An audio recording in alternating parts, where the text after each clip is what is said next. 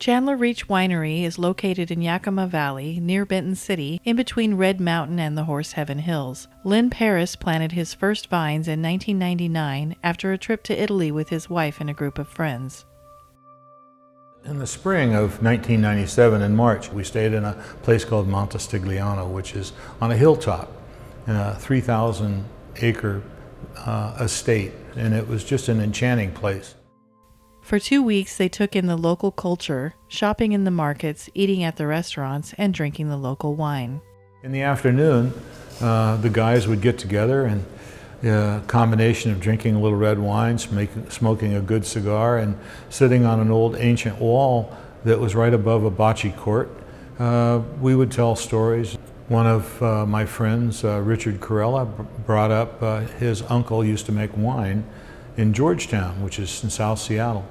And so he told a story about him being a kid, watching the wine made, and one thing led to another, and then I said, well, you know, we have property. I have property over there where the vineyards are going in, and that led to another conversation, and the conversation then led to, we'll build a little vineyard, maybe 1 or 2 acres, and we can make red wine. Sounded like great fun. And quite frankly, like so many people, that's vacation talk. And you come home and then you slap yourself in the face and look yourself in the mirror and say, what was I thinking? After a trip to Napa Valley, Lynn talked to his high school friend, Tom Hedges, who was already in the wine business. After a couple of hours of advice and encouragement, Lynn was convinced. I didn't understand at that time how emotionally I would get connected to the wine business or growing the plants. It was a challenge, quite frankly, just because my learning curve was straight up. In 1999, they began planting the vineyard, and they learned as they went from chance encounters and visitors who would show up at just the right time.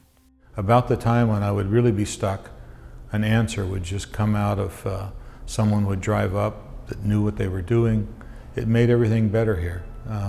We were able to really put the vineyard down in the correct manner, and that wouldn't have happened without a lot of help. After a lot of hard work and learning from his mistakes, Lynn harvested his first grapes, but he still didn't know what he had or if all the trouble was worth it. Well, we've all had our challenges, and I had many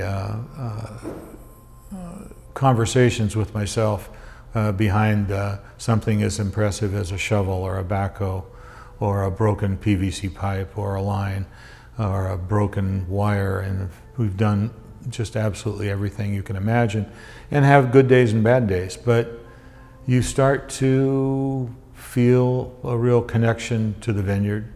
I think that's the first thing you do, and the first thing I did. I was certainly not going to make wine. I was going to be a vineyard. I was just going to grow a vineyard and sell the fruit, and then I saw how pretty the fruit was, and I called another winemaker up in Prosser, and I said, would you make this wine? And he reluctantly said, well, how much have you got? And I said, and he says, oh, geez. Okay, bring it up. And the next day, after crushing the grapes, he had ran the numbers and the chemistry on the wine. And he said, these numbers are perfect. I said, what numbers are those? I didn't know anything.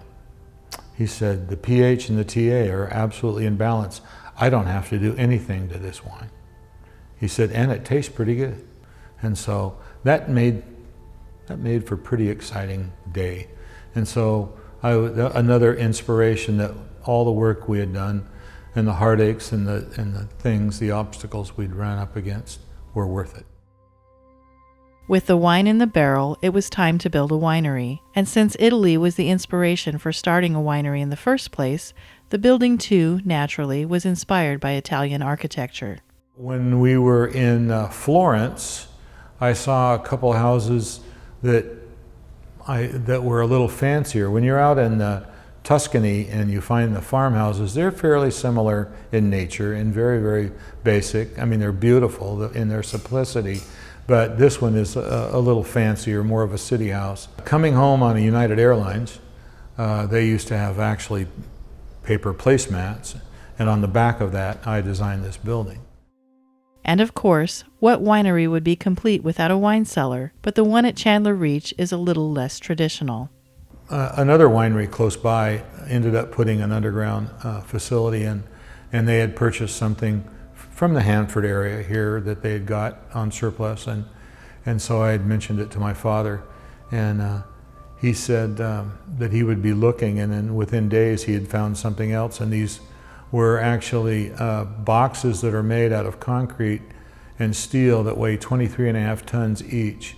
They use them to store lightweight nuclear waste out in the area, but they'd never obviously been used. And I designed a building using those boxes, and we made an underground cellar of about 4,000 square feet. It's worked great, and it's been really nice to have all our barrels in a temperature controlled by nature being underground, so it's worked out good. One of the things we started with when we started to do a blend, I did a blend with basically 65 Cab and about 20% Merlot and the rest Cab Franc. We called that Monterregalo. Now Monterregalo means mountain's gift, and there was a reason for that, because the neighbor, once again, came up and said the warm weather here and the warm winds in the spring are caused by the mountains to the south. The air comes over the Horseheaven Hills, warms up, and then dumps down right over these vineyards. And so in the spring, we are way ahead of almost any vineyards around because we're warmer sooner. And then the mountain's gift, the gift part came, we had, right after we'd planted and the plants had come up a little bit, you could see them from the road, John Abbott from Abeja from Walla Walla stopped and introduced himself, and you know, what made you grow here, and just general questions. And I was dying to say, because everybody said you need to plant on a south-facing slope for heat.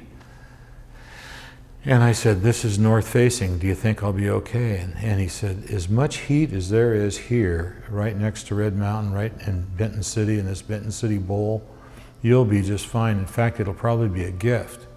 And use the word gift.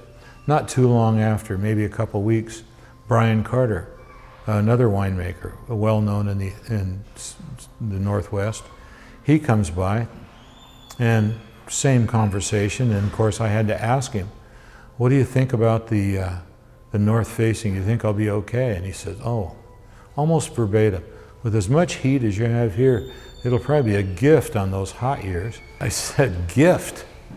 That's amazing. So I said, mountain, gift. And so we started with Monterregalo. It was a hit from the first time we started selling it. Brevetata, we ended up doing a blend, and not totally by accident, but somewhat by accident. And we had Syrah, it was a Syrah-based blend. And then we had, we'll call it Vintner's Choice. We had some other wines in there. Brevetata was supposed to mean something about unknown ingredients. Of course, little did we think about at that time we have to actually put the ingredients on the label, but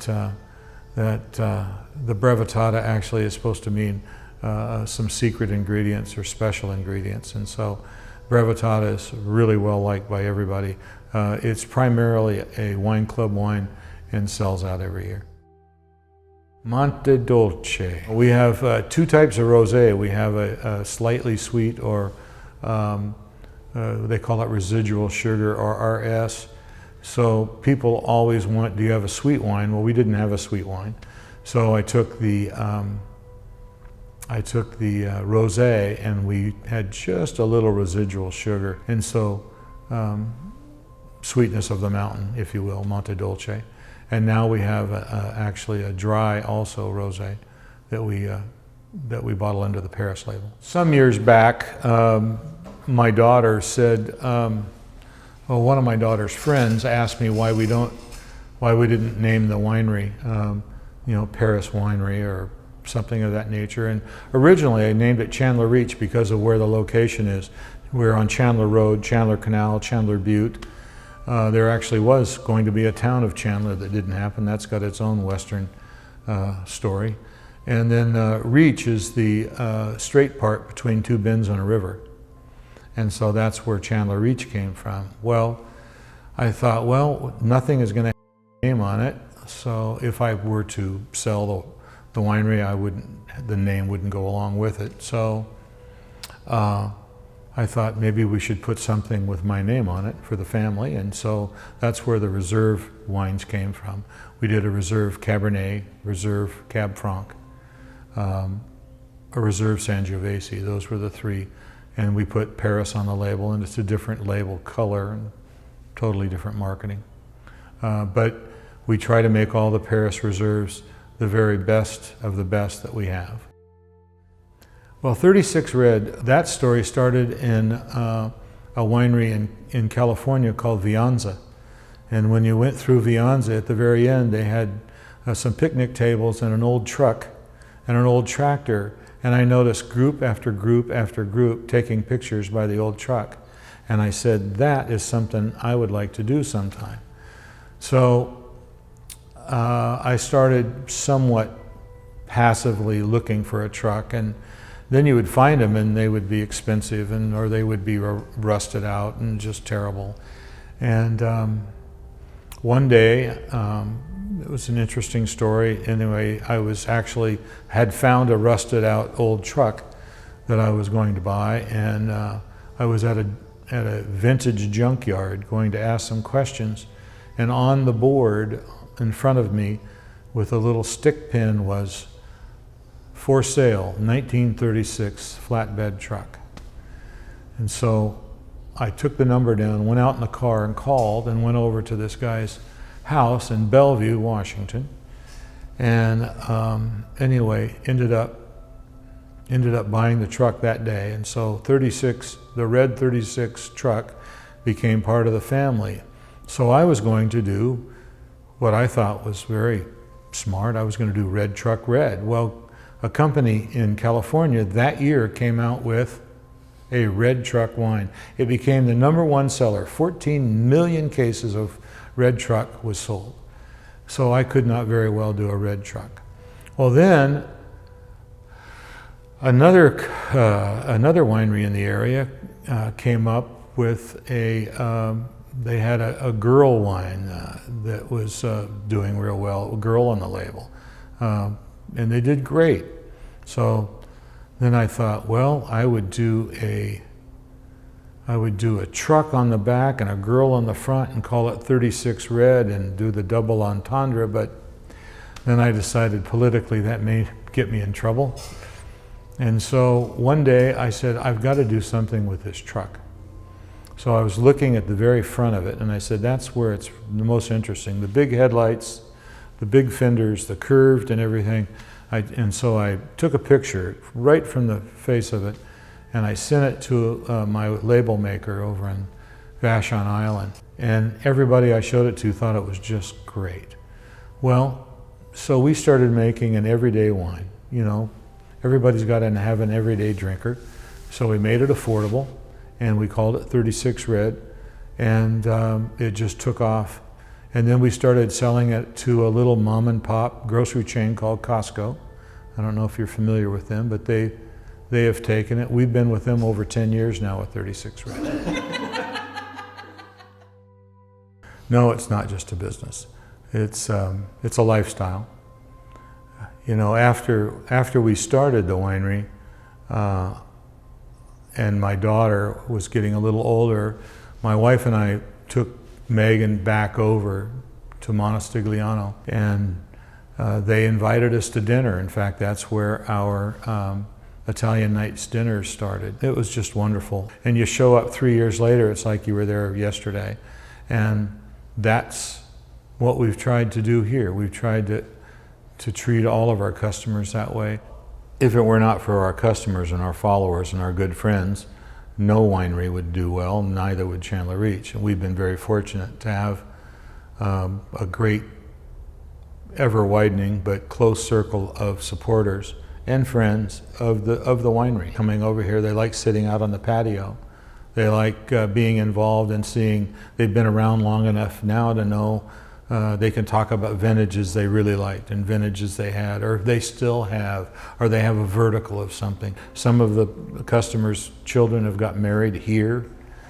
We've had several people get married here and have anniversary parties here. We try to treat the best we can everybody as family. We're a family winery, and we emphasize that not only in our marketing, but in our hearts and the way we try to treat everybody. And they've treated us the same way. It's been good.